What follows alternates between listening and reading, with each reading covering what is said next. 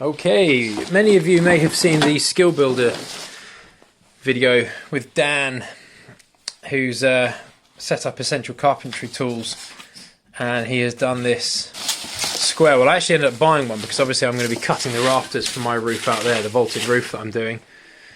So I've bought one of his squares and it's just arrived in the post. So this is going to be a little bit of a mini review of this alongside the work that I'm doing here. So I've got a vaulted roof going up this way and coming back down on that side. So if you haven't seen that, I'll post a link for that up here for the work that we're doing.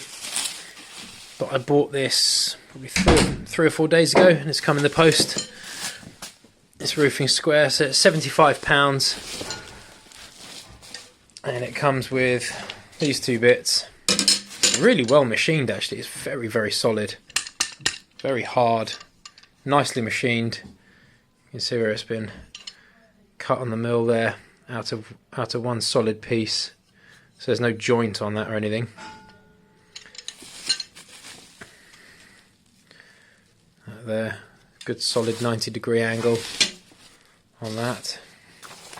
And it also, this is really helpful as well. This comes with all the spans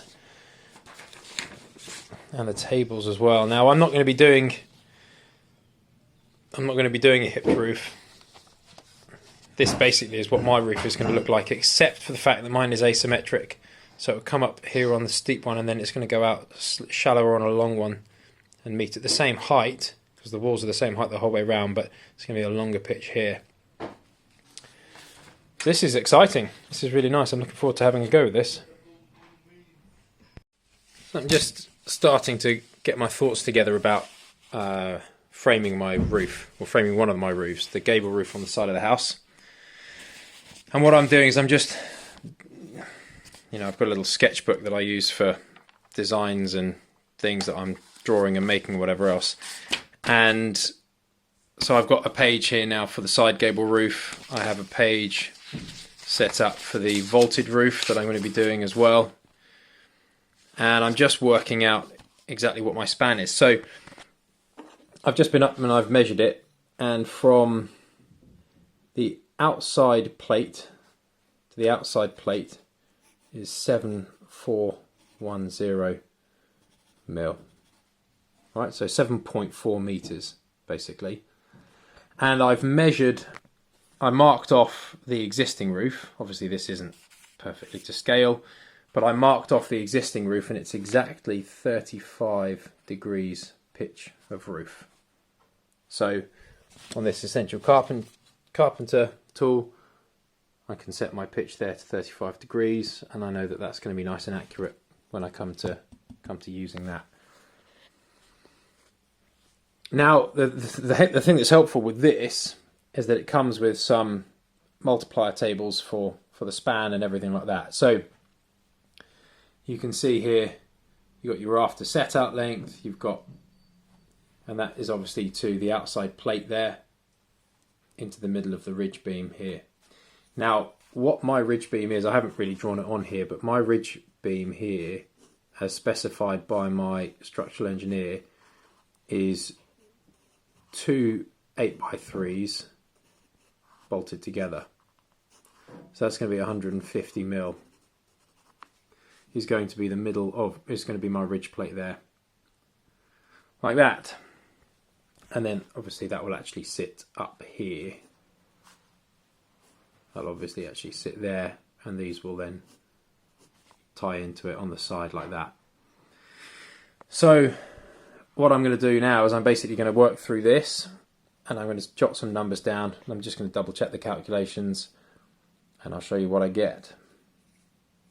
But this span here is from the outside edge there to the outside edge here, like that, 741.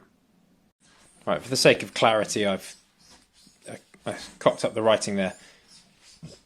The other thing that I've done is I've added on the fact that I've got some OSB sheathing on the outside of each side. So I've added 11 mil of OSB onto the outside twice. So you've got 7432. I then take off the full thickness of my ridge beam, and I've got 7282 as my adjusted span. then divide that by 2. I've got 7641, and that's the run into the middle from the outside, accounting for that ridge plate. It's 35 degrees, so going on to these multiplier tables here, 35 degrees. My multiplier is 1.221, so I take my 3641, which we calculated there, multiply it by 1.221, and that is the length of my rafter from here all the way up to here, 4.5 in millimeters, or effectively 4.445 meters. I'll obviously be leaving the tails on a little bit longer, but that is effectively the height from that point, that plumb cut there, to that plumb cut there is 4.445. So I'm going to go and do some test layouts. Basically, I've got some load of offcuts here, so I'm going to basically take one and have a little go, have a practice with it, and see how it comes out. So that's the plumb cut that will sit up against the ridge board, and then that's the other plumb cut that sits at the other end. I mean, that I've just done for the sake of, well, for no reason really, but I've just done it for now. That'll obviously be however long the rafter length needs to be, as we've measured it out. Then what you do is you mark a third, so you always want to leave 2/3 of rafter and cut a third out for your bird's mouth.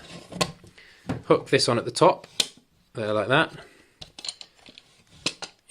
I've marked mine, there like that, so all you then do is slide that down so that it's nice and snug in the corner there, like that.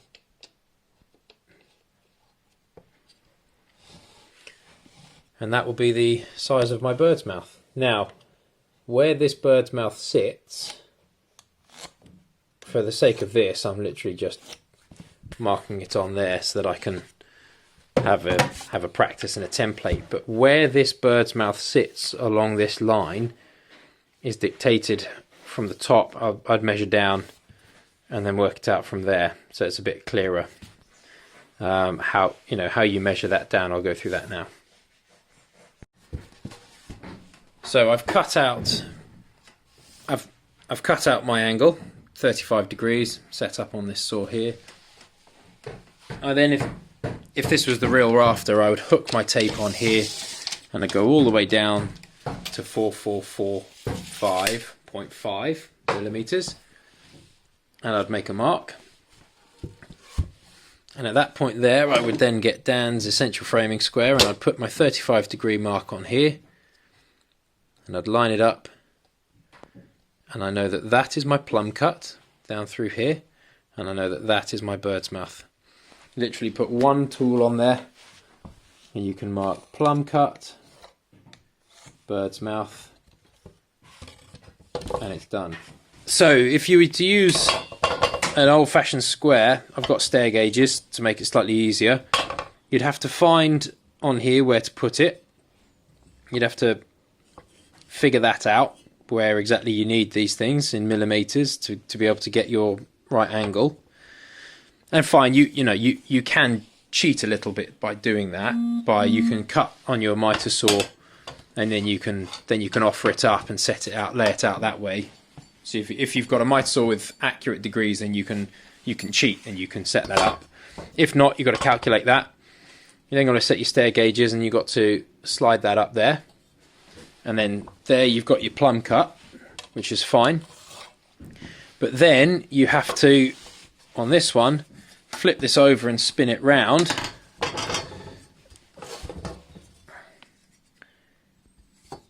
How do I even do it? Oh no, here then what you've got to do is you then got to line that up on there at the right height to be able to get your bird's mouth. And then obviously you can slide this along for your fascia and all the rest of it. This is very, very accurate, but you have to spend a lot more time setting it up, and it's a bit more confusing, I think, versus this one, where once you've set your degrees, you've set it to 35 degrees, you measure down from the top all the way down, you set it up on here, you got your plumb cut, you got your bird's mouth, ready to go. As long as you slide this up to the right thickness of your rafter, you're done. And then if you need to do a bit more for your fascia, all you do is you measure down how much you want to leave as your overhang for your fascia, and you slide this down, and again you got it ready to go, marked up there for the end, for your barge board, for your soffit, for your fascia. All of that is done, ready to go. So once you've set this up to 35 degrees and you've set this to the right depth, so you're only cutting a third out for your bird's mouth, as long as you've got that measurement from there to there, this is literally it. It's so much quicker. Slide it on and it's done. I really wanted to get good with that because then I'd feel like a proper roofer. And it's not to say that this is not proper roofing. This is proper roofing. It just takes all of the complication out of it. And he's also given you the multiplier tables as well, so you don't have to be doing trigonometry. You can just crack on with it. Honestly, this is a really, really nifty piece of kit, and it's very well machined, very well made. I'm really impressed, and I'm actually really looking forward to using it. This is just my tester for now, but I'm really looking forward to this. Right, so it's Saturday, and I'm back out laying out my rafters for this side gable roof. I've pitched the ridge beam, and now I'm going to be laying out for this. And I'm using this. I absolutely love this. It's brilliant. You know, you mark down the length from where you've got the end there. I haven't chopped it off yet because it's a bit early and I don't want to disturb the neighbours, but I'll make my angled cut, my plumb cut at the top there, mark down the top to the length, line that up and put it on here. That's great. The only thing that I would say would help, I'm using my favourite pencil as well. The only thing that I would say that would improve this, currently from what I've done and what I've used it for, is to have some sort of ruler or scale on here, just centimetres, millimetres, something like that, because I'm having to still use my tape to measure stuff, and the main thing that I'm finding is I'm also thinking about, and I know everybody does this differently, but I like the idea of being able to at least lay out. So I know that this is my bird's mouth, and I know that I'm going to want fascia and soffit and all the rest of it about 120 mil off this. If there was some sort of ruler on here, like you'd have on a traditional framing square, where I could just roll that along and go, if there's a ruler on here that says, right, that is 10 centimeters or 120 centimeters, I could instantly then, obviously I've got the bird's mouth there, so I can work from that, but I don't really know how thick this is. Whereas if I was to do something like that with a ruler on it, I could then just slide it down, mark up, and I'd know exactly where everything needs to be for that. That's the only kind of criticism that I'd have of this so far, and it's not a criticism, it's just a thought for a suggestion. It's just a suggestion, having a ruler on here and on here to allow slightly easier marking. So but obviously a ruler on here is difficult because this ruler scale changes depending on the angle of this. So I don't think one on here would work, but I do think that one on here would work, because from here this is a 90-degree angle, so this angle doesn't change versus the angle between here and here, which does change. So you can't have a ruler on this side, but given that this is always 90, you could have from 0 heading down the full length of this, and I think that would just make things just a little bit easier.